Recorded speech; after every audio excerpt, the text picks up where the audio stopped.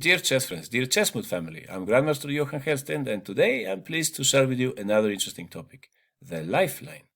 Here we're playing with the black pieces. As you can see, this is a really tactical position. At this point we have two rooks in the air, and the big question is how to defend with black here? Please pause your video and try to find black's most powerful move at this point. Okay, I will continue. In the first place, we should always check intermediate moves such as f2 check. In this case, if white takes with the king, well, we would have a nice fork with knight g4. However, white after f2 would rather play bishop takes f2, and it's not clear why we used our intermediate move f2. Such a move like f2, it's good to have in the pocket instead, so to speak. Use it at some later moment. Another move that we could consider is rook ac8, creating a counter threat, so to speak, along the c file. However, after bishop takes e8, rook takes e3, white is not forced to move away that bishop. He could play the much stronger rook d8 instead, creating some threats along the 8th rank. So probably this should also be avoided. Another move that I looked at was bishop g4, trying to create a discovered attack with f2. However, white could simply play here g takes f3, and it seems that black's idea has failed. Finally, a sensible move here would be simply f takes g2, giving up the exchange, but black already has a pawn, and also he has the bishop pair. So let's say after bishop takes e8, if black doesn't want to let the white knight improve after knight takes e8, knight e5, he could instead take with the rook on e8. On the other hand, in this case, white could perhaps take that pawn on a7. And as you can see, white now has passed pawns on the a file. So probably we should avoid this as well. In the game, black found a much stronger move. He played knight g4. This is a very strong move because not only is black attacking the knight on c3, he's also creating a tactical pattern with knight takes e3 and at some moment bishop d4, whenever the white rook is not covering this square, so to speak. So knight g4 is clearly the strongest move for black here, and that's what he played in the game. Here, let's have a quick look at white's different options.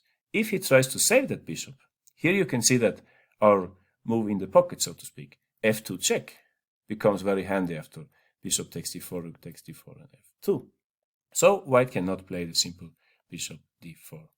On the other hand, if he tries to save the knight by means of knight e5, again we could use that little f2 move. We could take on d5 and now take with the rook on e3, so that our knight still supports the f2 move. It turns out that after, let's say, bishop takes a8, f2, black will win material and the game. So the right move for white would have been to play, after knight g4, bishop takes a8. This is a very complex position, and it's not easy to find these variations over the board. What could happen here is that if black takes on a8, white now has liberty to move his knight. He could put it on d5 perhaps, or even on e4.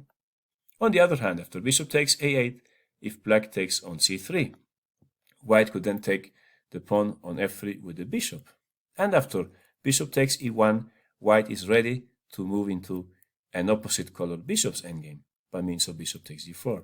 After bishop takes g4, white is just in time to take on e1, and the game would finish in a draw. However, this is not what happened in the game. Let's see what happened in the game. After knight g4, white tried to save his knight by means of knight e4. And this is a huge mistake, and I would like you to pause your video again and try to find the way in which black won the game. So, black to play and win. Which do you think would be black's best move here? Okay, I will continue. It turns out that after knight takes e3, rook takes e3, suddenly the rook on d1 is undefended. And this allows black to save both his rooks by means of the very nice move rook ed8. Actually, you can also play rook ad8. There is not a big difference between these two moves. However, after rook ed8, as you can see, black is exploiting the fact that the rook on d1 is undefended in order to offer the exchange of rooks. Of course, white could decline this exchange of rooks. He could put his rook somewhere. For example, rook d1. However, in this case, black is ready to move his rook, let's say rook ac8, and he has saved both his rooks. And also here, apart from threatening the bishop, we are also threatening to play bishop d4.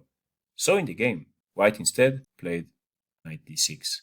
Also notice that if white instead takes on a8, well, we would obviously take on d1, and unfortunately for white, here we have this nice bishop d4 idea, this pin that we talked about previously. So fantastic move, rook ed8. In this way, we are saving ourselves tactically by offering the exchange of rooks, exploiting the fact that the rook on d1 is currently undefended. After knight d6, there followed rook ac8. Very nice move. Black is exploiting the fact that the knight is pinned at this point on d6.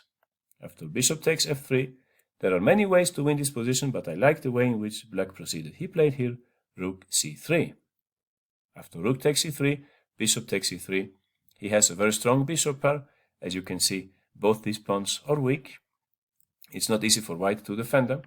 After knight b5, in the game, black continued with bishop a5, and after rook takes d8, bishop takes d8. He later on won this clearly better endgame, thanks to his excellent bishop pair. However, there was actually a tactical path to victory. He could have won this game instantly. How is that? Well, he could first take on d1, and after bishop takes d1, he could put his bishop on e5.